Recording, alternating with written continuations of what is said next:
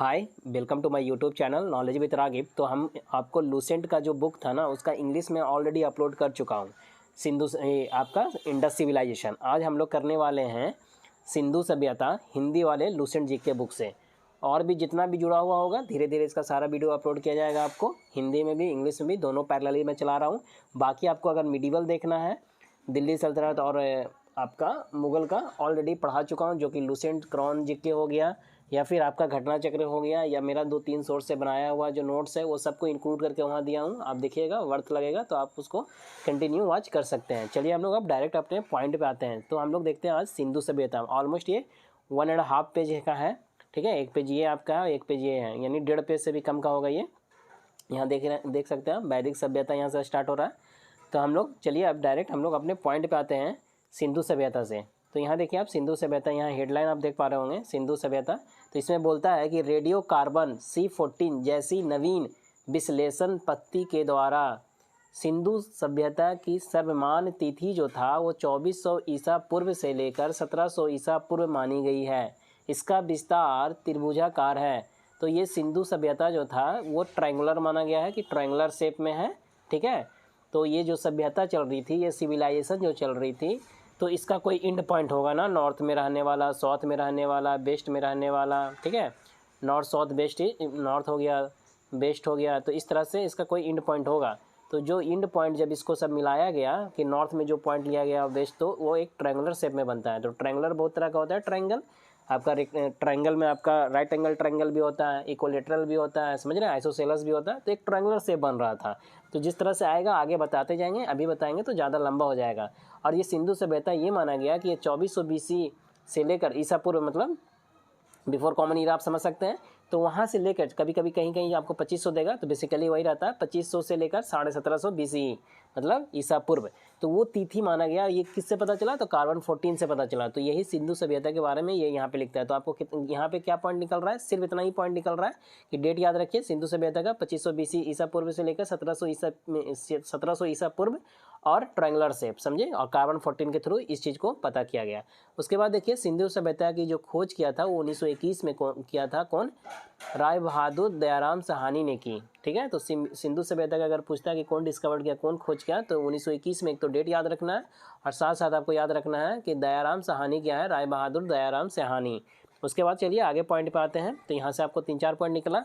फिर यहाँ देखिए, सिंधु सभ्यता को अध ऐतिहासिक यानी प्रोटो हिस्टोरिक अथवा कांस यानी ब्रोंज युग में रखा जा सकता है, ठीक है। इस सभ्यता के मुख्य निवासी को क्या बोलते हैं? द्रविड़ एवं भूमध्य सागरीय थे। तो यहाँ से आपको पॉइंट पता चल गया होगा। यहाँ पे सीधा सिंपल इतना ही बता रहा है कि जो सिंधु सभ्यता था, जो सिंधु सिविलाइजेशन था, इंडस जो सिविलाइजेशन था, उसको आदि ऐतिहासिक पीरियड में रखा गया। पूछ देगा कि बताइए किस दौरान था ये सिंधु सभ्यता, कौन से पीरियड में? तो आद ऐतिहासिक, या उसी को क्या बोलते हैं? प्रोटो हिस्टोरिक, ठीक है। या फिर इसको आप बोल सकते हैं कि ब्रोंज वाला युग जो चल रहा था, उस वक्त सिंधु सभ्यता देखने को मिला। समझ में आया? और इस सभ्यता के दौरान आप देखिएगा तो मुख्य तौर पे जो यहाँ के रहने वाले लोग थे, जो निवासी थे, कौन थे? तो द्रविड़ थे, ठीक है। द्रविड़ थे, द्रविडियन थे, और उसी को बोलते हैं कि भूमध्य सागरीय थे। अभी देखिए, इसका जितना भी और लिंकेज बनेगा ना, अंदर आएगा, पता चलेगा आपको। अभी एक जगह मैं अभी समराइज करने लगूंगा तो वीडियो लंबा हो जाएगा, और वो उस तरह का समराइजेशन जो मैं पढ़ाता हूँ वो आप देख सकते हैं। मैं जो मिडिवल पढ़ाया हूँ, ठीक है ना, मिडिवल हिस्ट्री में हम आपको कवर किए हैं पूरा दिल्ली सल्तनत और पूरा मुग़ल।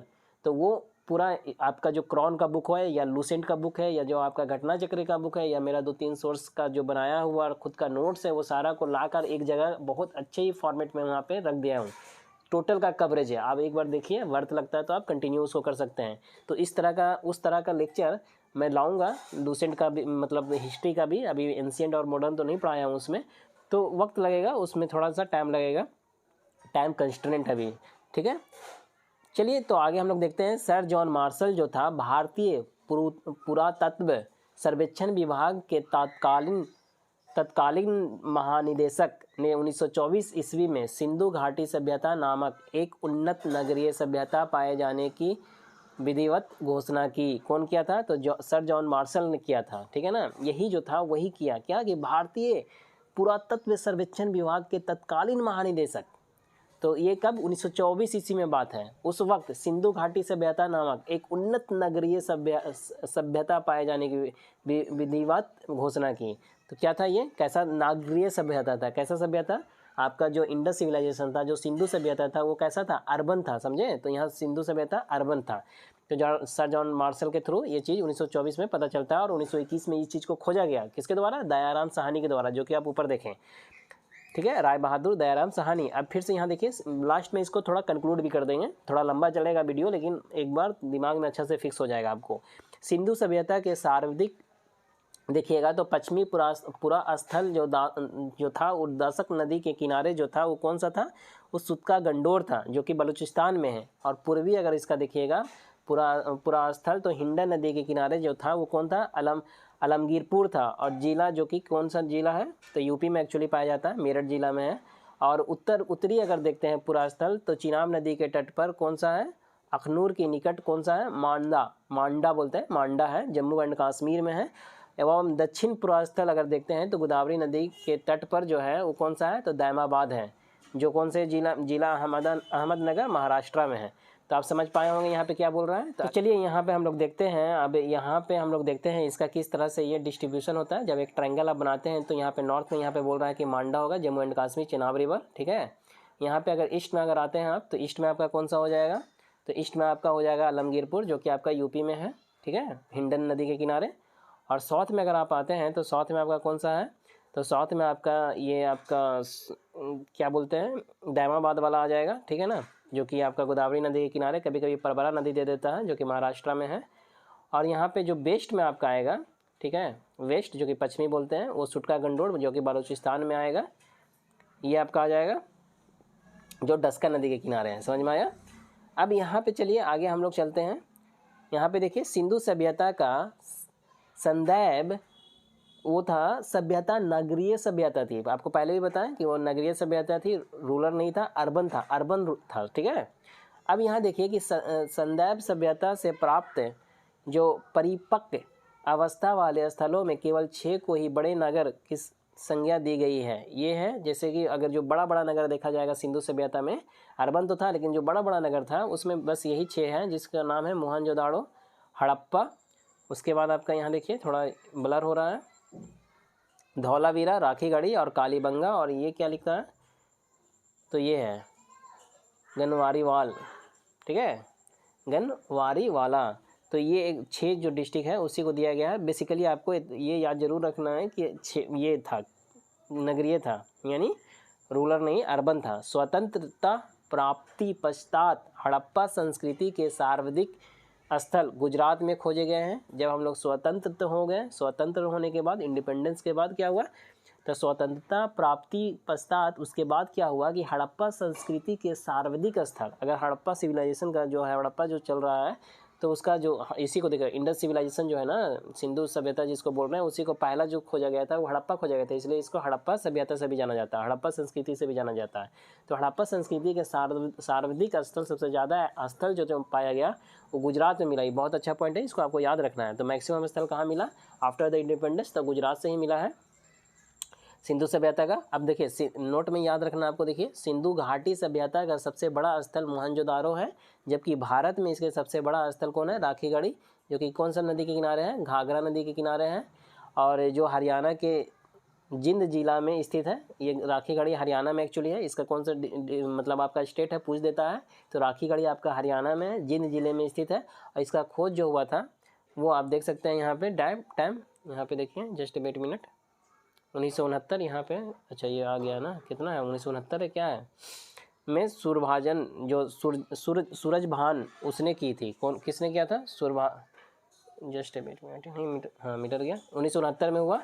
और सूरजभान ने की था, ठीक है। कौन खोजा था राखीगढ़ी को, तो सूरजभान खोजा था, जो कि घाघरा नदी के किनारे है, जो कि कहाँ है, हरियाणा डिस्ट्रिक्ट में, 1969 में खोज हुआ।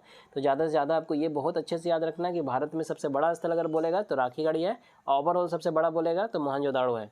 तो अगर सिंधु घाटी का सबसे बड़ा बोलता है तो कौन है, मोहनजोदाड़ो। और सिंधु घाटी का भारत में सबसे बड़ा बोलेगा तो राखीगढ़ी है। राखीगढ़ी कौन सा स्टेट में है, तो हरियाणा में है।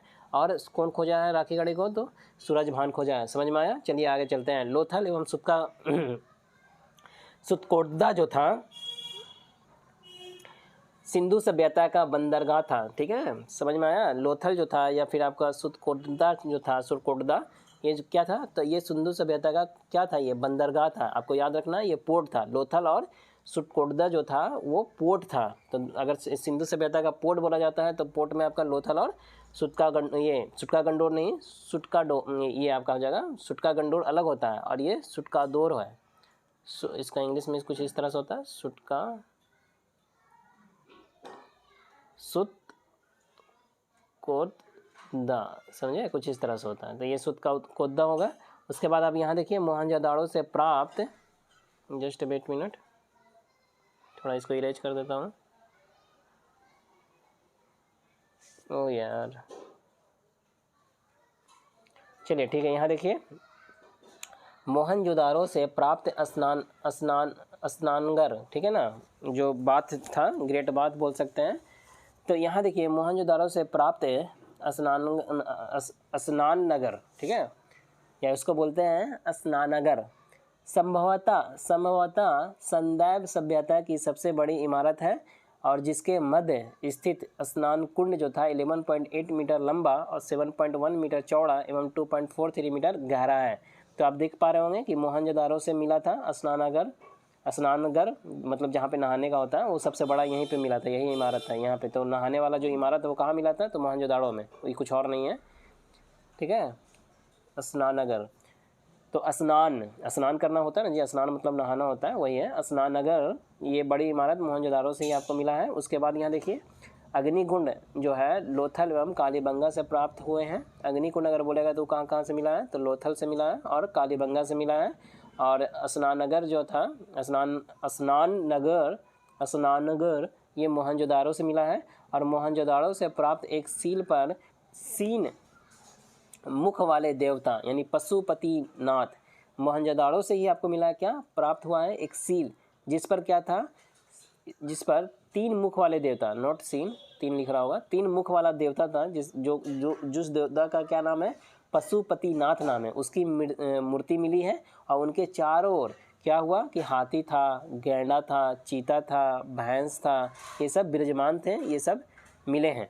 उसके बाद यहाँ देखिए मोहनजोदाड़ो से आपको डांसिंग वाला, ठीक है ना, डांसिंग की एक कांस्य मूर्ति मिली है, ठीक है। मोहनजोदाड़ो से क्या मिला है, नर्तकी मतलब नाचने वाला, डांसिंग का एक कांस्य से मूर्ति मिला, ठीक है।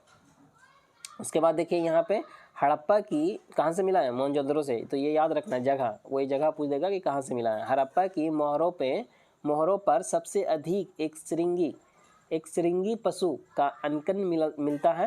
कहाँ से, तो हड़प्पा की मोहर पर, हड़प्पा जो था उसकी मोहर पर सबसे अधिक अगर देखते हैं तो क्या मिलता है कि एक सिंग वाला पशु का अंकन मिलता है, उस पर छपा हुआ दिखता है एक सिंग वाला, समझे। यहाँ से प्राप्त एक आयताकार यानी रेक्टेंगुलर मोहर में स्त्री के गर्भ से निकलता पौधा दिखाया गया। यहाँ से प्राप्त एक आयताकार मोहर, उसी के साथ साथ एक मोहर मिला है। उस मोहर का कहाँ से बात कर रहे हैं, हड़प्पा का बात कर रहे हैं, हड़प्पा से। और वहीं पे देखा गया कि यहाँ से प्राप्त एक आयताकार जो हुआ मोहर, ठीक है, उस मोहर पे ये चीज़ देखा गया कि स्त्री जो लड़की जो होती है उसके गर्भ जो होता है, ठीक है ना, उसके गर्भ से निकलता पौधा दिखाया गया है। समझ रहे हैं, गर्भ किसको बोलते हैं, यूट्रस जो होता है, तो वहीं से निकलता हुआ एक पौधा दिखाया गया है। तो इस चीज़ आपको यहाँ हड़प्पा में देखने को मिलेगा। उसके बाद देखिए मनके बनाने के कारखाने लोथल एवं चनहुदड़ो में मिले हैं। तो मनका बनाने वाला कारखाना कहाँ मिला है, तो लोथल में और चनहुदड़ो, ये 2 जगह आपको देखने को मिलेगा। और सिंधु सभ्यता की लिपि भाव चित्रात्मक है, ठीक है। तो सिंधु सभ्यता का जो लिपि चलता था उस वक्त वो भाव चित्रात्मक था। यह लिपि दाईं से बाईं ओर लिखी जाती थी, मतलब दाईं से बाईं ओर लिखते थे, राइट टू लेफ्ट लिखते थे। उसके बाद बोलता है जब अभिलेख एक से अधिक पंक्तियों का होता था, जब अभिलेख जो था वो एक पंक्ति का नहीं, सिर्फ एक अगला लाइन का भी लिखना है, तब उस केस में क्या होता था कि पहले पंक्ति दाईं से बाईं लिखते थे और दूसरी बाईं से दाईं लिखते थे, मतलब फिर हम लोग लेफ़्ट से राइट चले जाते थे, समझे, दाईं ओर आ जाते थे, इस तरह से लिखी जाती थी। तो सिंधु सभ्यता की जो लिपि थी वो किस तरह की थी, तो भाव चित्रात्मक थी और वो राइट से लेफ़्ट लिखते थे, पहला लाइन, दूसरा लाइन फिर लेफ़्ट से राइट लिखते थे, इस तरह से होता था, समझे। जब अभिलेख एक से अधिक पंक्ति का होता था तो पहले पंक्ति दाईं से बाईं और दूसरी बाईं से दाईं ओर लिखी जाती थी। दूसरी, उसी तरह से अल्टरनेट चलता था, तीसरी यहाँ पे दिखाया नहीं है लेकिन वो अल्टरनेट चलता था इसी तरह से, फिर राइट लेफ्ट, फिर लेफ्ट राइट, इस तरह से। फिर नोट देखिए कि लेखन कला की जो उचित प्रणाली विकसित करने वाली पहली सभ्यता जो था वो कौन था, तो सुमेरिया की सभ्यता थी। लेखन कला की उचित प्रणाली विकसित करने वाली पहली सभ्यता, तो जो लेखन कला अगर देखे गए हैं लिखने वाला, तो ये चीज़ें आपको सुमेरिया से पहला मिलता है, यहीं से, यही सभ्यता से आपको विकसित करने वाला यही था। ठीक है, उचित प्रणाली विकसित करने वाली पहली सभ्यता कौन थी, तो सुमेरिया, याद आपको रखना है। फिर देखिए सिंधु सभ्यता के लोगों ने नगरों तथा परों के विन्यास के लिए क्या क्या, ग्रिड पत्ती अपनाई थी। सिंधु सभ्यता के लोग ने नगर तथा घरों के, यहाँ पे देखिए सही से आया नहीं है लेकिन ये घर लिखा होगा, तो सिंधु सभ्यता क्या किया,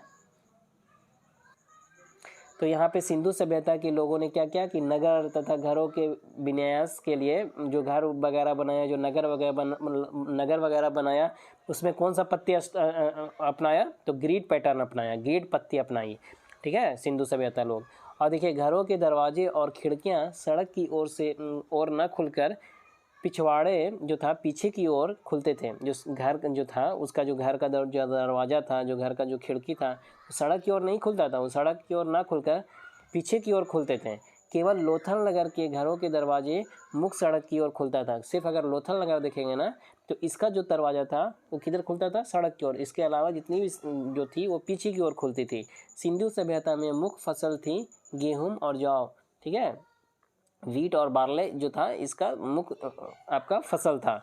और संदैव वासी मिठास के लिए शहद का प्रयोग करते थे। संदैव जो वासी थे, संदैव वासी, वो मिठास के लिए उस वक्त शहद, तो शहद उस वक्त था कि नहीं, तो हाँ था, शहद का प्रयोग करते थे। और मिट्टी से बने हल का क्या होता था, सदस्य बनमाली से मिला है। जैसे मिट्टी से बना हल का ये जो मिला ना कि साच, नॉट सदस्य, यहाँ पे देखिए थोड़ा अच्छा से नहीं आया तो समझ नहीं पा रहा था। तो मिट्टी से जो बना हल है, मिट्टी से बना हल जो मिला है, इसका जो साच है वो कहाँ से मिला है, तो बनावली लिख दिया है, वही बनावली से मिला है।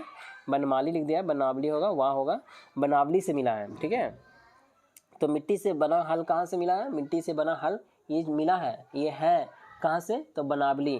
ठीक है, बनावली से मिला है। अब यहाँ देखिए रंगपुर एवं लोथल से, देखिए यहाँ पे पूरा वो हो गया है गिजबिज। रंगपुर एवं लोथल से क्या मिला, चावल के दाने मिले हैं जिनसे धान की खेती होने का प्रमाण मिलता है। तो रंगपुर हो गया और लोथल हो गया, यहाँ से क्या मिला, तो चावल का दाना मिला है, जिनसे क्या पता चलता है कि धान की खेती उस वक्त होता था कि नहीं, तो हाँ होता था। तो धान की खेती, चावल, ये कहाँ से मिला, तो रंगपुर और लोथल से मिला। ये सिंधु सभ्यता में था कि नहीं, तो हाँ था। और सिंधु सभ्यता में कहाँ था, तो रंगपुर और लोथल में आपको देखने को मिलेगा। चावल के प्रथम साक्ष्य जो था वो लोथल से ही प्राप्त हुआ है। रंगपुर में बाद में हुआ, सबसे पहले लोथल से ही प्राप्त हुआ है चावल का। ठीक है, उसके बाद यहाँ आप देख सकते हैं, देखिए यहाँ क्या लिखता है, सुक्का गंडोर कालीबंगा एवं लोथल से क्या मिलता है, संदैव कालीन घोड़े के अस्थि पंजर मिले हैं। घोड़ा था कि नहीं, घोड़ा नहीं था, लेकिन उसका जो साच है वो मिला है। कहाँ कहाँ से, तो सुक्का गंडोर से भी मिला, कालीबंगा से भी मिला और लोथल से भी मिला, समझे। फिर देखिए तिल की इकाई संभवतः, जस्ट वेट मिनट, ठीक है, यहाँ आप देख पा रहे होंगे, यहाँ देख पा रहे होंगे कि क्या लिखता है, यहाँ मिल गया। फिर देखिए तिल की इकाई संभवतः 16 के अनुपात में थी।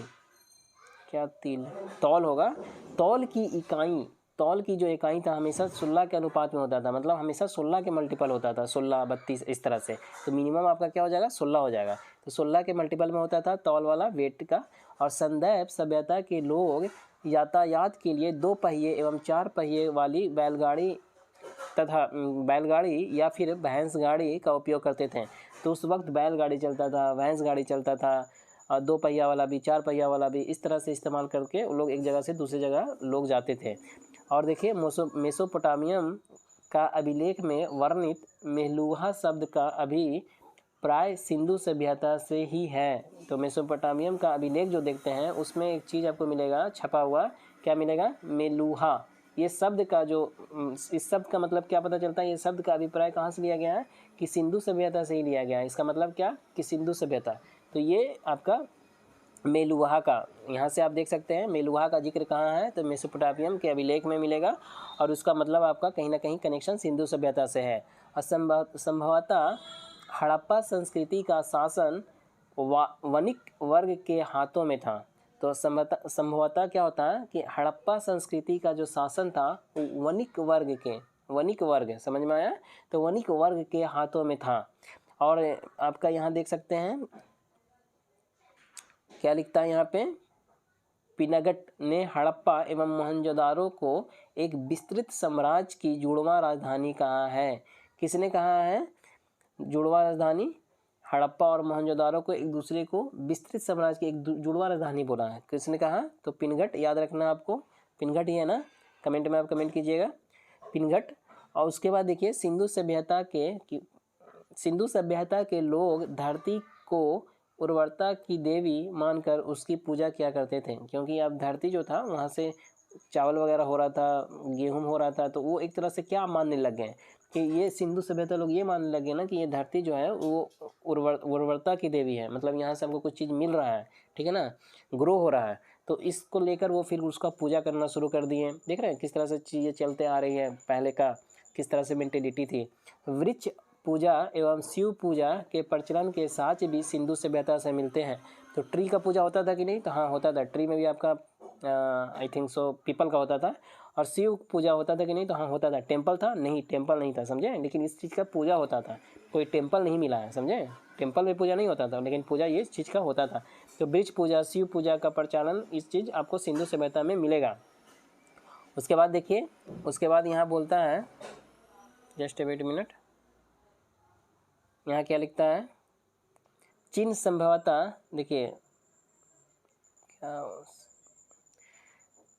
तो चिन्ह जो था संभवतः हड़प्पा सभ्यता की देन है। कौन सा? स्वास्तिक चिन्ह होगा। स्वास्तिक चिन्ह जो है वो कहाँ से मिला?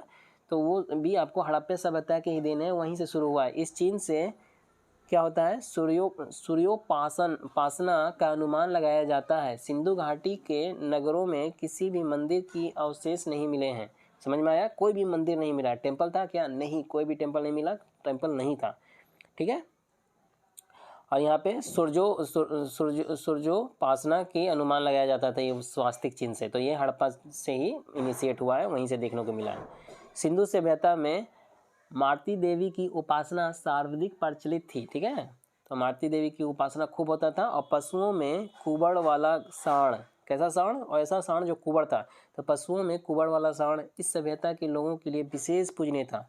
तो बहुत पहले जो था सांड जो था, जो कुबड़ वाला था, उसको बहुत ज़्यादा पूजा किया जाता था।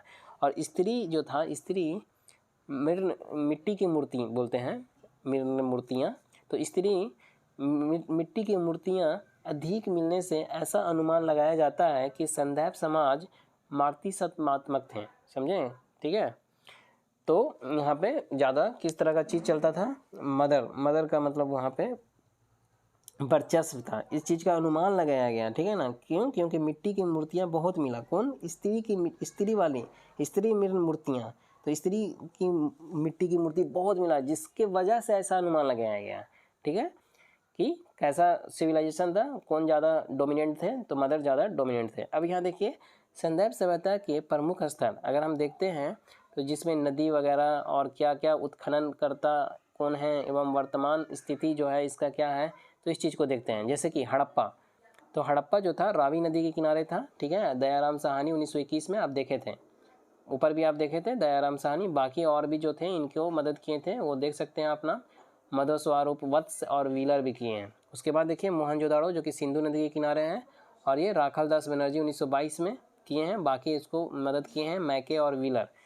और चनहुदड़ो जो था वो सिंधु नदी के किनारे हैं, जो कि आपको इसमें भी आपको मैके और एनजी मजुमदार जो थे, ये दोनों के थ्रू ये इस चीज़ का उत्खनन हुआ।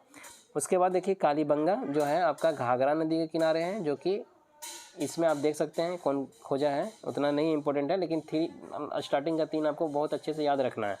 उसके बाद देखिए कि कोटदीजी जो था सिंधु नदी के किनारे है, रंगपुर आपका मादर नदी का, रोपड़ आपका सतलज नदी का, लोथल जो हो गया भोगवा नदी के किनारे, आलमगीरपुर हिंडन बताए थे, सुरका गंडोर 10 का बताए थे, बनामली आपका रंगोई नदी के किनारे हैं और धौलावीरा लूनी नदी के किनारे हैं। और सुटकोटदा जो है, जस्ट वेट मिनट, सुटकोटदा जो है आपका किस नदी के किनारे हैं, तो सादी कौर नदी के। अब देखिए सबसे अच्छा चीज़ ये है कि आपको ये याद रखना है कि ये जगह कहाँ है, ये बहुत ज़रूरी है। जैसे यहाँ पे आपको याद रखना है बनावली हरियाणा नदी के किनारे हैं, एकदम अच्छे से याद रखना है। धौलावीरा गुजरात नदी के किनारे हैं, ठीक है। और ये बलूचिस्तान में, मैंने इंडिया के बाहर है सुटकोटदा, सुटका गंडोर था ना, सुटकोटदा। वहाँ पे देखिए सुटका गंडोर अगर बोल दिए होंगे तो देखिएगा क्या था वो, जस्ट अभी ऊपर देख लेता हूँ। जो ट्रायंगुलर शेप बन रहा था यहाँ पे सुटका गंडोर ही तो है, बलूचिस्तान में सुटका गंडोर। सुटकोटदा शायद यार इंडिया में है, क्या लिख दिया है, बलूचिस्तान लिख दिया। Just wait minute, I will check it, after then I will confirm, just wait minute. इसको आप करेक्ट कर लीजिएगा, ये गुजरात में है सुटकोटदा, ठीक है ना। प्रेजेंट के गुजरात में आपको देखने को मिलेगा सुटकोटदा।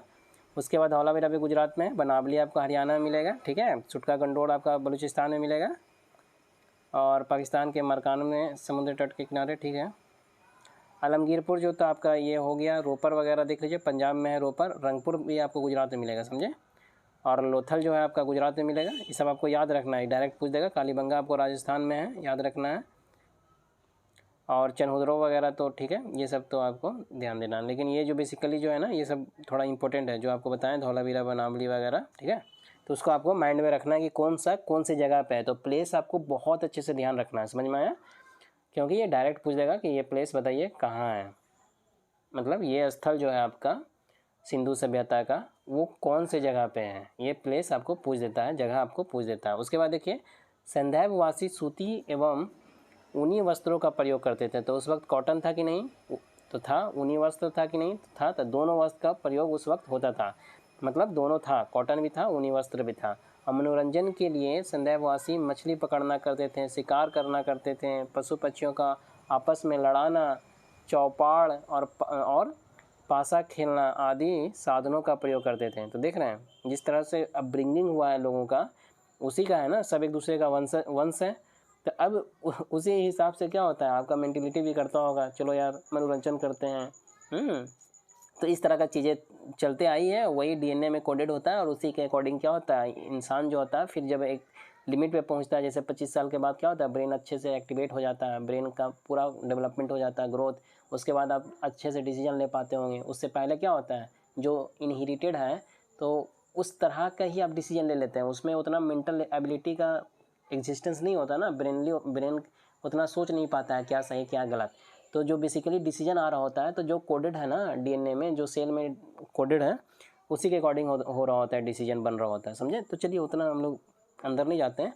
तो ये चीज़ें यहाँ पे हैं। उसके बाद देखिए, उसके बाद आप देख सकते हैं यहाँ पे सिंधु सभ्यता के लोग जो थे काले रंग से डिजाइन किए हुए लाल मिट्टी के बर्तन बनाते थे। क्या करते थे, काला रंग से डिजाइन करते थे, किया हुआ लाल मिट्टी के बर्तन बनाते थे, ठीक है। तो सिंधु सभ्यता के लोग क्या करते थे, लाल मिट्टी के बर्तन बनाते थे, जो कि काला रंग से उसमें डिजाइन करते थे। और सिंधु सभ्यता के लोग तलवार से परिचित नहीं थे। तो उस वक्त क्या तलवार था, तो नहीं था। कालीबंगा जो था एकमात्र हड़प्पा कालीन स्थल था जिसका निचला शहर भी किले से घिरा हुआ था। जिसका, जैसे अब कालीबंगा देखिएगा ना, तो उसका निचला शहर भी जो था ना, वह किससे घिरा हुआ था, तो वो किला से घिरा हुआ था। सामान लोगों के रहने हेतु किला से घिरा हुआ था वो। और कालीबंगा का अर्थ क्या होता है, काली चूड़ियाँ होती हैं। यहाँ से पूर्व हड़प्पा स्तरों के खेत जोते जाने का और अग्नि पूजा की प्रथा के प्रमाण मिले हैं। कहाँ से, कालीबंगा। यहाँ से पूर्व हड़प्पा स्तरों के खेत जोते जाने के। तो यहाँ पे आप देख सकते हैं कि जैसे अग्नि पूजा था तो हाँ था, खेत जोता जाता था तो था, तो ये सारा चीज़ था, काली चूड़ियाँ थी। और पर्दा प्रथा, कैसा प्रथा, पर्दा प्रथा और वेश्यावृत्ति। तो प्रोस्टिट्यूशन उस वक्त से था, उस वक्त से पर्दा प्रथा करते थे लोग। इसलिए अभी भी देखेंगे सब के नस्ल में, क्योंकि सब एक दूसरे का बताएं आपको इनकोडेड होता है। तो यहाँ पे देखिए क्या होता है, डीएनए वगैरह में ही तो इन्फॉर्मेशन इनकोडेड है ना, उसी के अकॉर्डिंग होता है। जैसे हमारा हार्ट बना है, हमारा लंग्स बन रहा है, तो जो सेल जो है ना, सेल में इनकोडेड है। तो क्या होता है, आप जानते होंगे, सेल, टिश्यू, उसके बाद ऑर्गन बना। तो कैसे मालूम है सेल को कि सेल, हम टिश्यू बन के हमको लीवर ही बनना है, हमको किडनी नहीं बनना है, हमको हार्ट नहीं बनना है, समझ में आ रहा है। वो उस तरह से इन्फॉर्मेशन कोडेड होता है, उसी के अकॉर्डिंगली होता है, समझे। अब यहाँ देखिए कि पर ये चीज़ें आपकी कंप्लीट हुई। यहाँ देखिए आप शवों को जलाने एवं, तो याद आपको यह रखना कि पर्दा प्रथा था, तो हाँ था।